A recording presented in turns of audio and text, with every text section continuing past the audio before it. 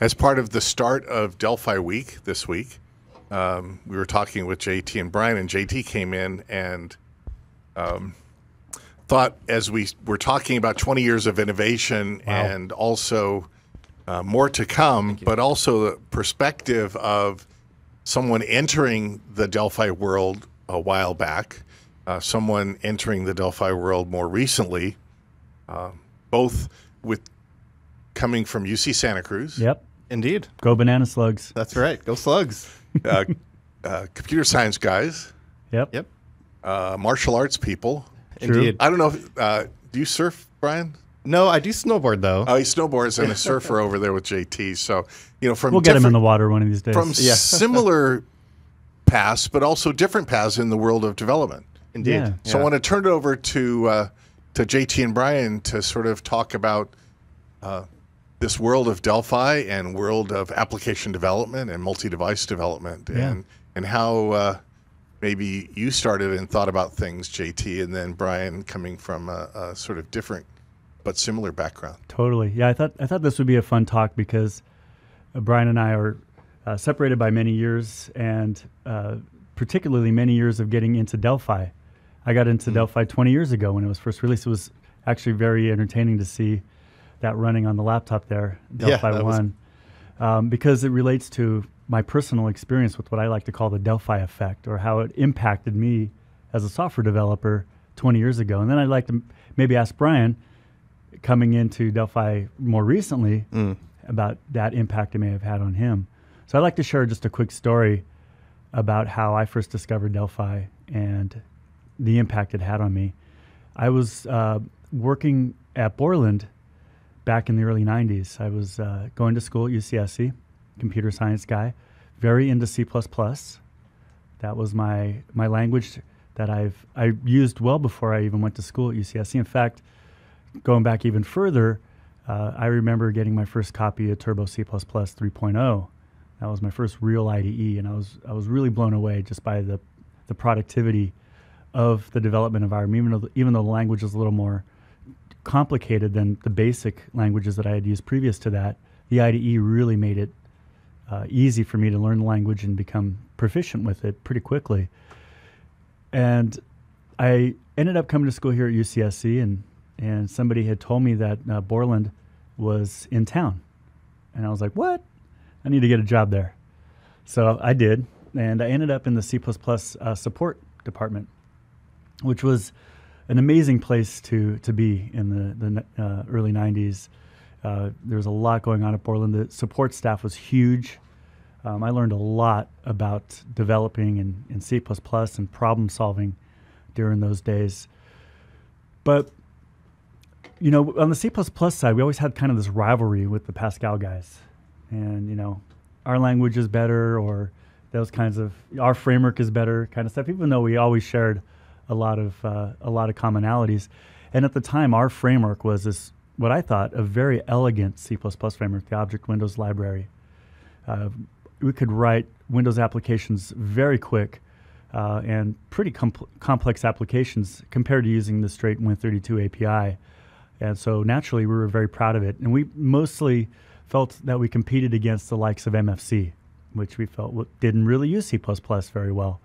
It was barely a wrapper around Win32 API. So, we had a chest-pounding feeling about how awesome the OWL, Object Windows Library, was. And that was my life in the early 90s. Well, this building that we worked in, the old Borland building, had this really nice cafeteria. And, so we'd go eat lunch there every day. For those of you maybe that have been there, we used to go for turbo burritos on Wednesdays.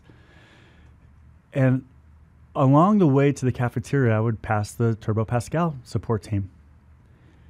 And normally we joke around with the guys, and we had a good working relationship, healthy, competitive relationship. But there was a particular time, and this was about 20 years ago, where I remember walking by, and it was eerily quiet in that support department. I didn't hear a lot of key clacking. I didn't hear a lot of coding, as we would think about coding back then, which was writing a lot of code, right? So I peeked my head around into one of the cubicles over there, and I I'm watching one of the Delphi or Object Pascal guys, forgive me, wasn't a Delphi guy yet, using Visual Basic. And I'm like, dude, wait, what are you doing using Visual Basic? And he said, check this out. Hits the play button. 2 seconds later, there's an app running. And I was like, okay. Then he opens up an analysis tool and shows me that it was actually a native executable. And it was actually using Object Pascal. And I was like, wow. I mean, this was really just mind-blowing at the time in particular to see native binaries being created so quickly and easily with what was to become Delphi a short while later.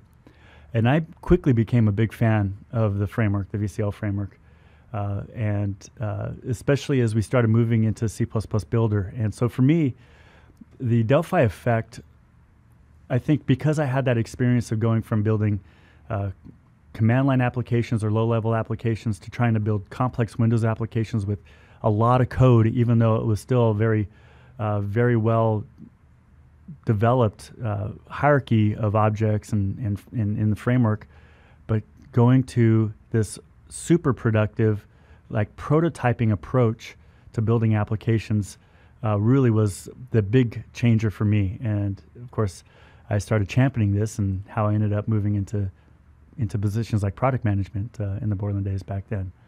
So that was 20 years ago. Wow, I'm really starting to feel it now that it's hitting me. But it's amazing to see that we can still use the same type of methodology to do much more complex applications today that really can connect applications across all these different types of systems, the cloud, the enterprise backends, middleware, Internet of Things gadgets and devices, and have that same level of productivity, that same level of prototyping experience just is blowing my mind. So a couple, probably about 6 months ago now, I was recruiting Brian, who I knew through martial arts, and I knew was a C++ programmer while he was going to school at UCSC, to see if he was interested in helping us in a product marketing position here at Embarcadero. And Brian had spent many of those years after university doing web development. And so that was a different world than the one I grew up in. Yeah. But I'd be interested to hear a little bit about the Delphi Effect or the impact it might have had on you when you first really got into it and started using it more. Yeah, well, it's interesting that you know, the Delphi Effect definitely is present in my ongoing, sort of discovery of what exactly, the RAD approach, rapid application development, what that ultimately means for me as a developer. And it's kind of continuing a heritage of, well, it's become a heritage for me because every time I go to learn a new platform, I always seem to be drawn to it from the perspective that it's has a visual orientation to it, and that there are abstractions behind a lot of the complexities that you would otherwise have to manually implement yourself. Mm-hmm. I really like the idea of sort of, standing on the shoulders of giants and being able to focus on what really matters, which is coding your application and not having to reinvent the wheel. And that kind of philosophy has been with me ever since my youngest memory of doing applications, which was back in junior high school on the old Apple IIc, and I was using a program called HyperCard. Mm-hmm. And I really, really had a lot of fun with it because I was able to, on one hand, draw, and then there was like this really cool scripting language that you could sort of use to script together very basic interactions. And I had a lot of fun. And I think that approach at such a young age really had a lasting impression on me. Later in my university days, when I first started taking programming courses, I really got onto the Macromedia Flash bandwagon really early on. And what was great there is, similar to what we can do in RAD is, you can just drop components onto what, Flash called it the stage. We call it the multi-form designer. But you could just you could get busy doing really neat stuff without having to worry about how to render a bitmap in the most efficient way. You just let the platform do it for you, and you can just focus on what was fun. And at that time, I really enjoyed remaking my old Super Nintendo games, or I'd rip sprites from an emulator and kind of stitch them back together in Photoshop and stuff. And then, so that kind of was like a phase of exploration. Later, I came to be doing web development with Flash. And actually, I worked at Cisco Systems over in Silicon Valley in San Jose for a time. And there I used Flash as a rapid prototyping solution. They had some IP phones that they wanted to do a chatting system with, but the phones were not built to do that. So I actually did an internal demo using Flash to create a prototype. Now, if I would have had access to if I would have known about Delphi back then, I think I would have very much been interested in exploring being able to do cell phone applications. When I was doing HTML5, it was like this black box, this mysterious black box that I never was able to get into. And you know, I had clients that said, "Hey, I need to get my stuff working on phones. Okay, let's just do HTML5. You got responsive web design. I used to use Bootstrap. Easy."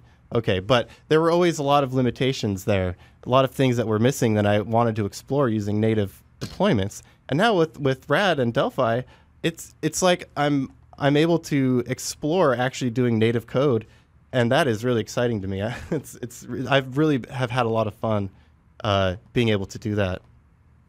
Yeah, and it's, you know, even though 20 years have passed, you know, the tool has grown along with the requirements of the industry. Back in, 20 years ago, we were building 16-bit Windows applications. And of course, 32-bit Windows was around the corner. And so 32-bit Windows applications. And one of the things, though, that I've always appreciated about Delphi, and I know certainly most of our customers out there are in the same boat, is that it's data-centric or data-aware. I mean, it recognizes that data is a critical part of a meaningful application. Certainly we can build pretty much any type of application you want, but if you're going to build something that needs to interoperate in today's world, data is going to drive it from somewhere. And so back then it was really local databases or client-server databases. And it was interesting to watch the evolution of technologies too, to middleware that was really heavyweight object style remoting like Corba, or even SOAP, which was supposed to make it even easier. But then we get to solutions today which simplify some of this stuff, but just give us more reach, like REST, for example. And I'm particularly excited about Internet of Things and gadgets and how that's going to help developers build solutions that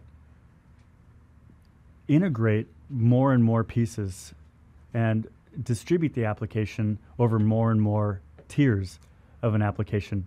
But you don't have to do this. This philosophy of prototyping and building quickly and using components is ever present. And that's the magic. I think not only is it ever present in IoT, but it's actually extremely important to be able to iterate on what works and what doesn't. What's interesting about the Internet of Things is, okay, on one hand, you have all this cool technology that's creating all these connections and all this new types of interactability. But equally important is the user experience.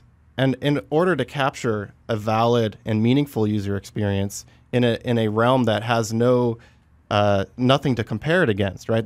We're talking about things that are inventing. It's almost like, I like to use this phrase, the age of implemented science fiction. You know, we're talking about things that are like written about in the annals of science fiction, but now all of a sudden we have things that you could say are like telekinetic abilities, you know, with the Epoch brain scanner and like connecting that to a Philips smart home light. You know, all of a sudden you can think a thought and have your lights turn on. I mean, that literally is something that you would read about in a science fiction novel.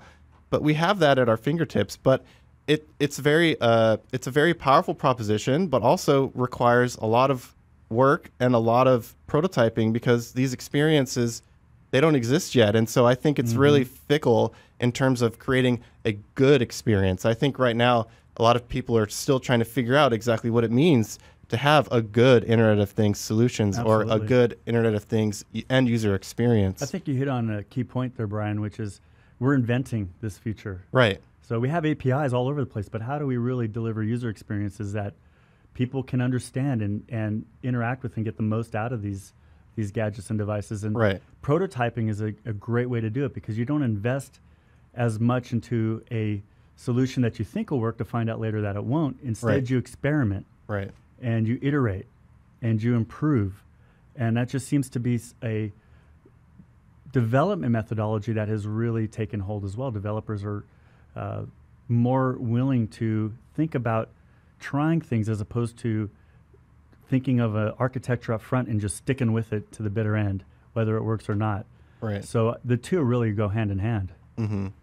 Yeah, I think the concepts of prototyping, I studied a lot about game development when I was in university. So I have a lot of, when I approach development, I approach it from a very creative standpoint. And when you do that, you have to have the ability to iterate. And you have to have the ability to completely change your approach. Because during that process of iteration, you never know what kind of cool little thing you might discover that you never knew was there when you started.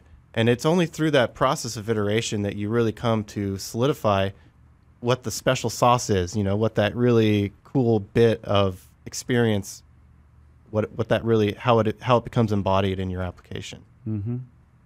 And so if your platform gives you the ability to rapidly iterate like that, then you're in a pretty strong place. And Delphi, I think, is a really great way to go from concept to complete with a lot of iteration in between. Exactly. You're not throwing away stuff either. You're building upon your iterations. Yeah, especially when it comes to building the UI. I mean, we're talking about prototyping, but really, if you're laying out the UI, after you prototype, I mean, you're pretty much done. You're pretty much there.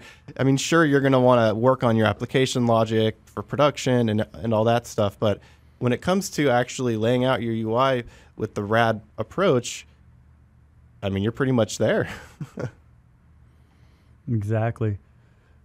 So JT and Brian, I just wanted to mention if for those of you on Delphi Week, if you have questions you want to ask Brian and Sure. JT, you can put those in the question log, and we'll be happy to work on them both. JT, one of the things I showed earlier, JT, was the link about iOS 64-bit, the blog post you had done, I think, late last week. Yep. And also for Brian about your TrueType fonts, animation of the characters or the fonts, but also you did a skill sprint about all of that. Yeah, and I just did a follow-up to that skill sprint using a TrueType font for spinning icons to do loading states, and I also demonstrated how to do that within the context of a thread to keep the UI from locking up. Pretty neat stuff, and definitely very important topic, I think.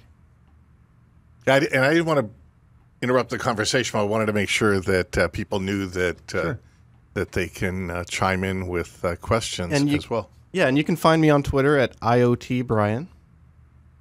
Internet of Things, Brian. Yeah.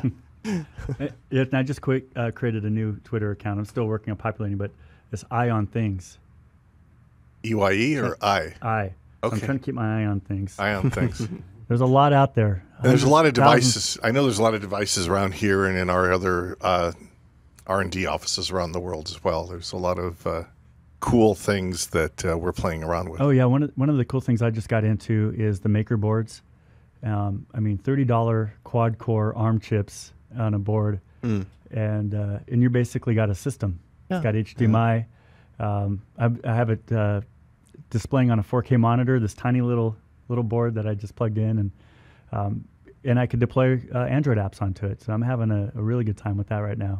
Yeah, I think Malcolm Groves blogged. He has a BeagleBone Black. Yep. And he had shown in his blog post, you'll find that on the community blogs as a link, where he deployed an app to the BeagleBone Black. I think a couple of us are waiting for our Raspberry Pi 2. Yeah. With 1 gigabyte. Boy, you can put a lot on. And you hear Windows 10 Windows is going to be 10. on it. It's pretty Windows exciting. 10, yeah. Yep. So, I mean, we're looking at all of those things to figure out how does that all fit into this world of the devices that we support, the chips that we support, app tethering, for example, how you can have different devices, whether it's through the network or through Bluetooth to work together. Basically, the point I wanted to try to make here was that 20 years ago, I got really excited about this development approach. And I spent many years working on it. both in C++ Builder and in Delphi. And I took a little hiatus from Borland and went and did a bunch of stuff in the embedded space and the mobile phone space. And I really, really missed and appreciated what Delphi could do for me, because back then I was back to writing C and C++ code from a command line with makefiles and writing a lot of code to do things that I could get done 20 times faster using Delphi. So when the chance came for me to come to Embarcadero 4 years ago and help bring Delphi and C++ Builder to mobile, I jumped on it. And so I'm just really excited about, one, that we're there and we brought this experience to mobile for the two, the most important mobile operating systems out there, and that we're able to take the same concept and apply it to this new connected world that is burgeoning and is basically at our fingertips, so that we as developers can build those new and interesting and innovative user experiences that are just waiting to be created. So this is a really exciting time. 20 years later, I'm just as passionate and excited about it as I was. So there's a testament to the staying power of Delphi for sure. Yeah, when I think sort of my aha moment was when I was building a small demo for the Philips Hue light, and I realized how easy it was to pretty much just push one button and have an app running on iOS, having an app running on Android, having the app running on Windows, having the app running on OS X. And there really wasn't anything I had to do. I just pushed the button and there you go. You got it. It's running. It's native, cross-platform, simple. I mean, that was really cool. And it really brought me back to, what I really loved about being a Flash developer, what I loved about being a HTML5 developer, is that I was able to focus on the implementation and not have to worry about the idiosyncrasies that came out of the browser wars. And now I'm able to do the same, but at a much more deeper and powerful level, because what's cool about the RAD approach too is I have access to the underlying functionality. If I want to go deeper down and really get, sort of closer to the metal, so to speak, I can do that. I can unlock the sort of, and I did that with the TrueType implementation. In order to do it, I was able to go in and actually edit some of the underlying class structure, and that was really, really neat. That, for example, in the Flash world, you can't do that. Right. You're tied to Adobe's black box, which sometimes was not a really good place to be. I mean, now, but with RAD, if something isn't quite how you want it, you can actually go in and make the changes yourself and really get more intimate with the implementation of whatever it is you happen to be working on. Indeed. Yeah, and that's a big reason why these products have been really successful in industry, like manufacturing or industrial automation or healthcare or science and technology, because in addition to being able to quickly build applications, a lot of these areas are being built by domain experts. And they don't need to be domain experts in building a UI necessarily. They need to be a domain expert in building an application that helps their business work. And so this tool really delivers on that. And like you said, gives them access to the low-level stuff they need to actually implement a real industrial solution.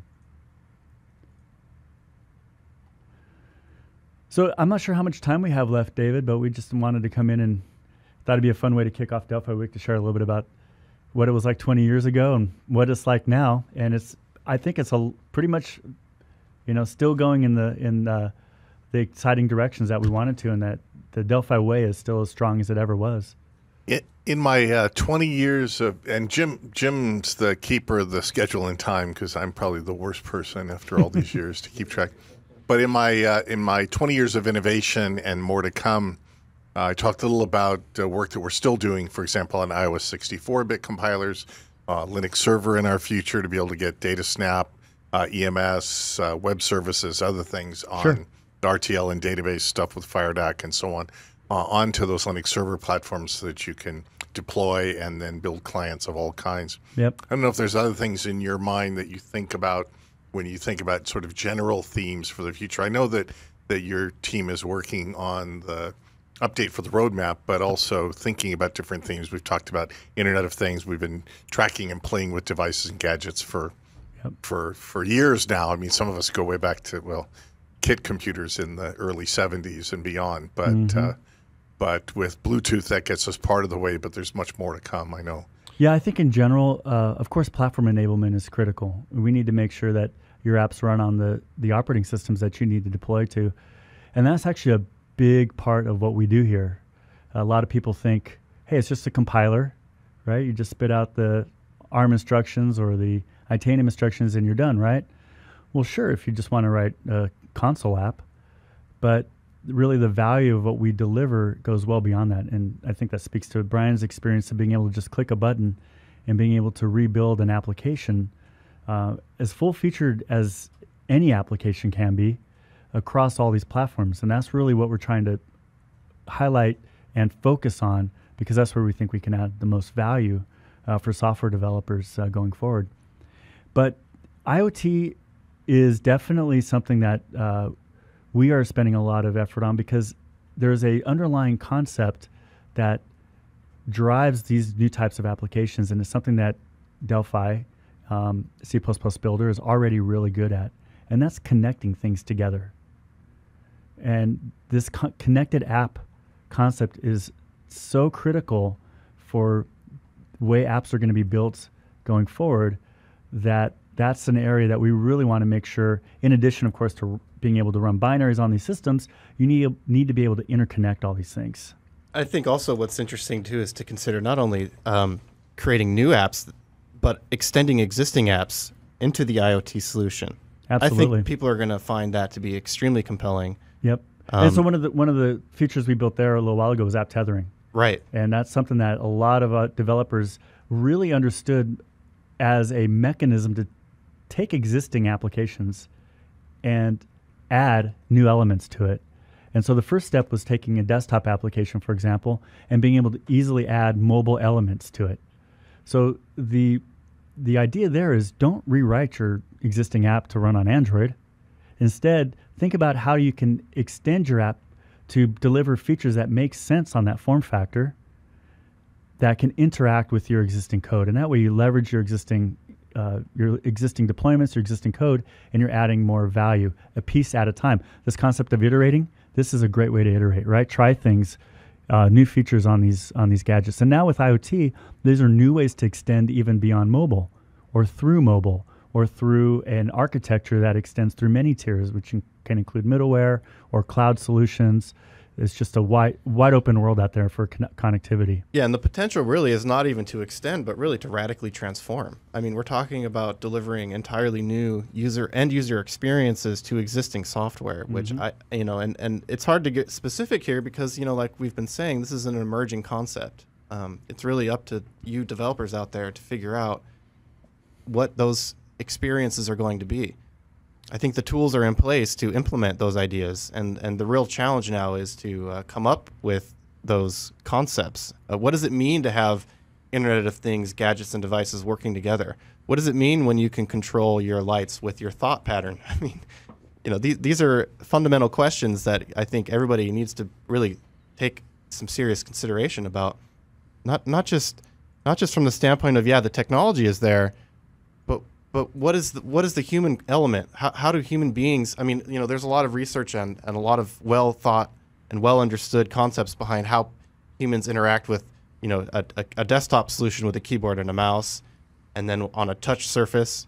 But how do we get away from touching? How do we get away from clicking and using a keyboard? How do we now enter a space where intelligence is entering the environment around us, and the environment is now starting to learn who we are, what we want, not only in the moment, but in the future? How can we create an environment that responds to us and almost, like a scientific kind of, science fiction. That's what you see, yeah. I always think back to that book, Snow Crash, and the character that they called the gargoyle, who had all these recording and input devices on him, and his job was to collect data and sell it. IoT also doesn't need to necessarily be the stuff of science fiction. It has the potential, but it can be simple things that just add value to your existing solution today. I'll give you a couple of examples. We have a customer who they work in the automotive space, in like a maintenance bay, and they had this challenge with customers who they would find a problem while they were doing some kind of routine maintenance, and they would try to express that in a written work order, and usually the customer would be like, oh, I'm not interested. What they did was they added a app-tethered application so that their maintenance guys, technicians, can run a mobile app on their own phone and take pictures of the problem. Maybe it was a worn-out fan belt, and they could send that and attach it to the work order. So now the end user gets and by the way, the actual app is running on a desktop in each of these shops. They get a report that shows the actual picture of the worn fan belt, and it was so much more impactful. It improved their business and improved their relationship with their customers. Simple concept, just one little feature that extended a desktop app, and it had a really meaningful impact. Yeah, one of the cool parts about that story too is when you're talking about a kind of quick serve oil change kind of scenario. Typically, what happens is that the sale part of it happens in a very short time span, and the client or the customer doesn't really have much time to digest the suggested repair, right? Like there's sort of like a trust issue. Do I really need a new fan belt? But if they can get an email or some kind of push notification while the inspection is occurring, they can get a deeper understanding of what the repair is needed, what kind of problems can come up if you don't get the repair. And I think personally, most importantly, is that the client has time to digest the information and they're not put on the spot. And I think that adds a tremendous amount of value in creating trust in the customer. And it just embellished the user experience ultimately, right? Mm-hmm. Another example, we have a customer in Brazil who builds a video security solution. And they've been able to extend it not only to mobile devices so that you're getting live feeds or you're able to provide feeds to the system through mobile device, but also to wearables like Google Glass, both to receive information or to send information. And so that is, I think, really amazing. Let's say you were, had to wear these glasses around your house or whatever to gather this information, or maybe a police force needs to be outfitted with these. We see here in America, in particular, you probably heard a lot about police brutality, etc. Well, they are making police forces wear these devices now, so that the truth will be known. What led up to that event, so that you're recording it and also understanding essentially what happened, and you can hopefully put an end to a lot of these kinds of situations through that type of technology implementation. So no questions for us, David? Well, there's a couple things that have come in about future releases and when and timing, and I've tried to answer that. We're trying to release twice a year, right? That's been the pattern. Yeah, and we intend to stay on that schedule.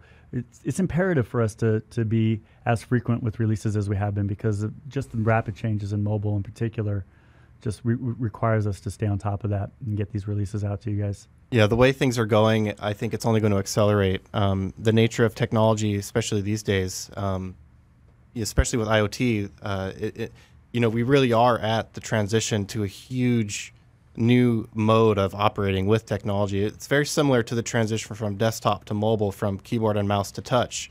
Now we're transitioning away from touch, right? Well, what does it mean to use technology without touching a glass surface? Mm-hmm. I think that the whole idea of using a tablet or a smartphone is over time going to get less and less, and it's going to be more and more natural. It's the human body itself is going to be the control mechanism rather than just touching an inanimate surface. Speaking of the stuff of science fiction, I read a great short story about how all these IoT gadgets are giving machines senses. So in a sense, pun intended, machines become aware of human activity around them. Skynet is inching forward. Exactly.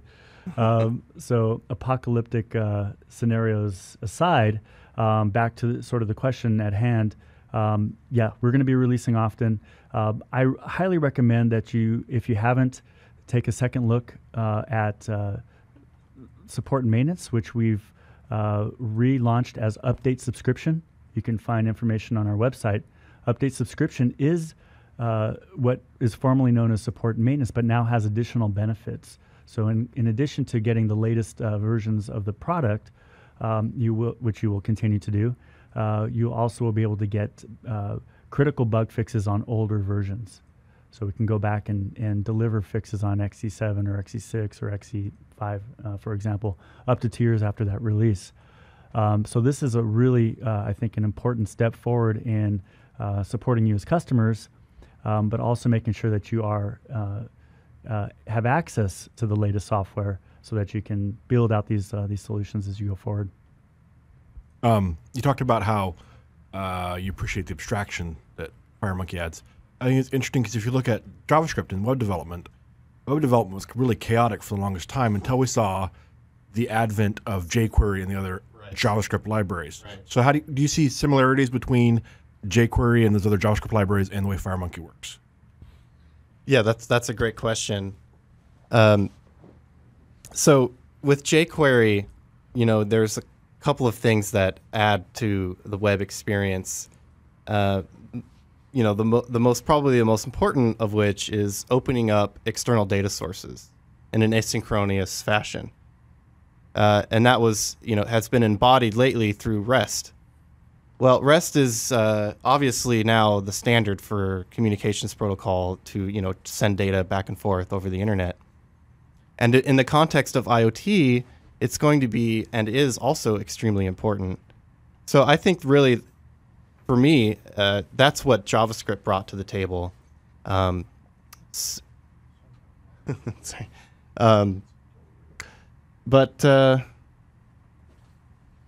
Yeah. Oops. Sorry. Okay.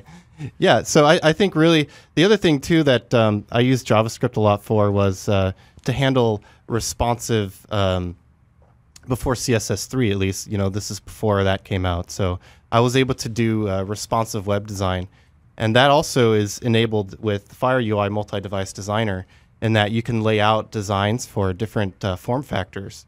So those two things I think were really important transitions for me, which is being able to access external data sources and then to be able to respond to multiple form factors without having to write multiple source codes. I think that is another similarity too that I really enjoy.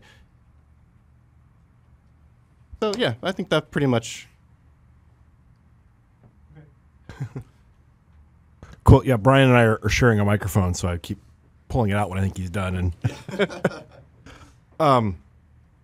yeah, I thought it was interesting because when I was talking to you about this and we were talking about jQuery, I was thinking about how jQuery abstracts the JavaScript complexities, but at the same time still lets you get to the full JavaScript stack when you need to. So, okay, yeah, sure. Yep. Yeah, no, actually, yeah, no, that's a really great point. I didn't even think about that. When I learned JavaScript, I never like directly did DOM manipulations, right? I never used those long daisy chains commands to get down to manipulate the DOM. I really enjoyed using jQuery for that abstraction. Yeah, so that's a really good point. Alf was saying in many ways the future would be more and more Big Brothers see and control you, as in 1984 by Orwell. And I was just typing in here that several famous technologists have been issuing their own warnings about where this all might go. Elon Musk from SpaceX/Tesla, X of PayPal. Not just traveling in tubes. And Stephen Hawking have issued their own warnings about letting the technology take over too much control without some kind of oversight, or at least a kill switch. Autonomy, a kill switch, or autonomous AI-based technologies. Yeah, I actually was having a water cooler discussion about this topic, and an interesting question came out of that. Is the danger and worry there, does it revolve around artificial intelligence running out of control and sort of, taking care of humanity's best interest, and that, that it makes all the decisions? Or is it the human element controlling artificial intelligence that as sort of like a weapon, right? Does it stand on its own, or is it only through human control that it becomes dangerous? What do you think? I always blame humans first. Yeah. So in other words, it's not so much Skynet. There actually is a human operator behind Skynet directing AI to control everybody else, or is AI fully autonomous from human control and human input? So that's my question. Yeah. So I thought I'd bring it back to, well, at least today's world of Delphi, but I'll probably be retired or long gone when some of that comes to pass, unless it's like in the next couple minutes. But I'll hurry and try and get it here real quick as we can.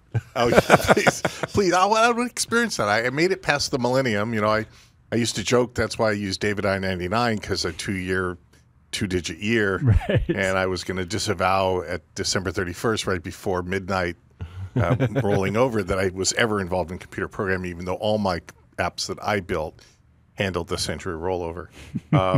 So I survived that one. I guess this one either comes or the Unix date timestamp running off at 2036 or 2038, whatever it was. But yeah, there's always going to be mistakes. Let's see. Screw-ups. Andrew's saying cock-ups always trump conspiracy. Humans screwing up somehow. Yeah. That's what I was going to say. If AI does decide to enslave humanity, it's because they learned from us. So we were bad teachers. So JT and Brian, thank you very much. JT, keep up. Maybe we'll get you back again during the week. I know Marco is somewhere, and he's Marco got in this morning. Stephen Ball's in town as well. Yeah, Marco's going to be with us tomorrow morning for the fun side of Delphi. We got a bunch of product planning we're working on, so now's a good chance to get ideas in front of us. Yeah. Yep. So we'll continue along this week, but keep your suggestions, feature requests. We have the quality portal. You can send us emails. I forward them right into product management and R&D. And Brian, keep up the blogging and IoTing and cool technology mashing up is great. Thank you. All right. Well, enjoy the rest of the Delphi week, everybody, and congratulations on 20 years of just fun, really, and of course delivering amazing solutions. But I think the fun aspect is something we don't want to lose. That's really why we do this, right? Because we enjoy it and we enjoy what we can do with it. So, and I enjoy seeing what you guys do with it. At the end of the day, it's all about being creative, at least for me. And that's always been my driving force behind all the work that I do is to have a sense that I'm capturing my creativity. I've always felt that application development had a lot of similarities to writing music.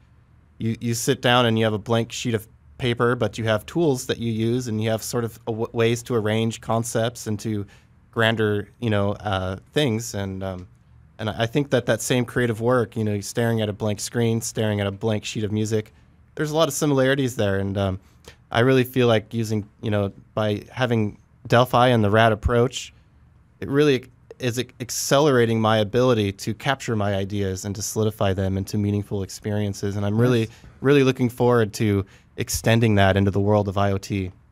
And JT, this one's for you. It's coming from Robert Love. What are your thoughts on Delphi support? And you were sort of talking about it, I think, to preface it. Delphi support for Linux ARM, Intel, and Windows ARM as it relates to Internet of Things. You were talking about I think that's a good question, Robert. I think those are important, or will become more important platforms in IoT. Although, to some extent, Android has largely taken up the role of being the primary platform for many of these breadboards, for example, these maker boards.